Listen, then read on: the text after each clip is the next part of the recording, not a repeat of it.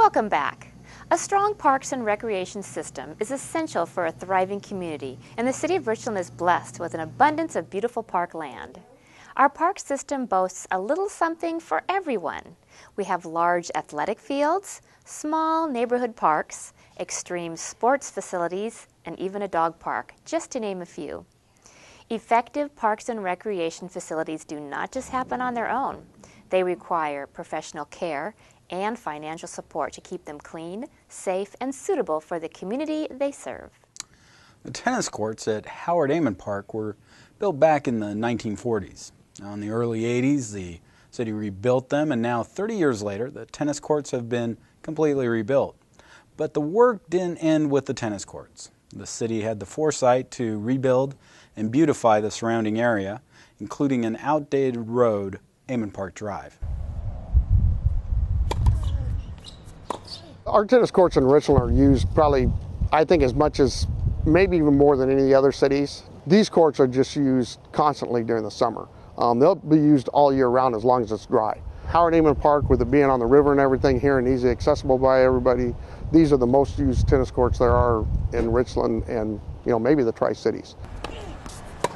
The old tennis courts, there were 4 tennis courts, and there was actually a large, probably about a 60-foot wide paved area between the 2 sets of tennis courts.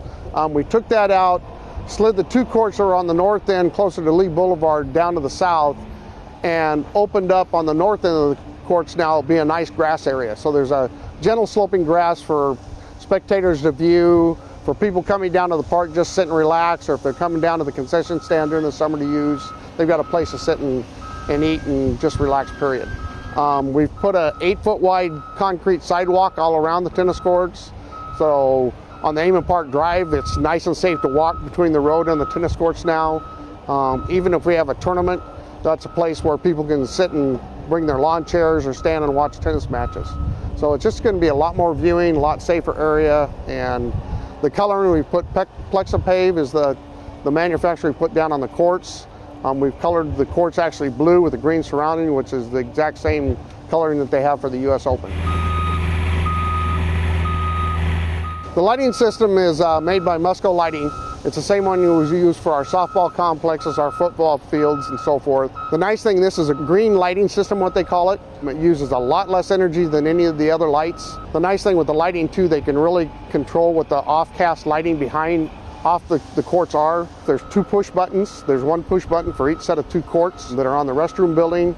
So at, say, a half an hour before sunset, the timer will kick on. Somebody can come by. If they want to use the courts, they'll push the button. They'll stay on for, say, like an hour. And then within, say, 5 minutes before they're going to turn off, there'll be an amber light that flashes to let you know they're going to turn off, so you can come push the light and it'll come on again. That way the lights will only be on when the courts are in use. The beautification of this portion of the park with a new tennis court and road really adds a lot to Howard Amon Park. It really does also follow the master plan that was done about 10 years ago of Howard Amon Park itself. That plan called for rebuilding of the tennis courts, sliding the 4 tennis courts kind of together to where it would open up and provide more of a landscaping and greenery area to the north end. So now as you're coming down Lee Boulevard with the grass in front, you're going to be coming down looking at a nice landscape grass area instead of just fencing for tennis courts. So it really does just really open up and beautify the entrance into Howard Amon Park. Contract work began in September, just after Labor Day, and the contractor has really done a fantastic job on the project. Amon Park Drive is rebuilt and open for use. The fence and lights are operational, but crews still need to put down a coat of blue and green surface paint and stripe the tennis courts. Now, this is tricky business because they need consecutive days of 50 degrees with dry weather to apply the paint. And until Mother Nature cooperates, the tennis courts will remain closed. But you can stay tuned to CityView TV and follow the City of Richland on Facebook for updates on the tennis courts, as well as other city projects and services.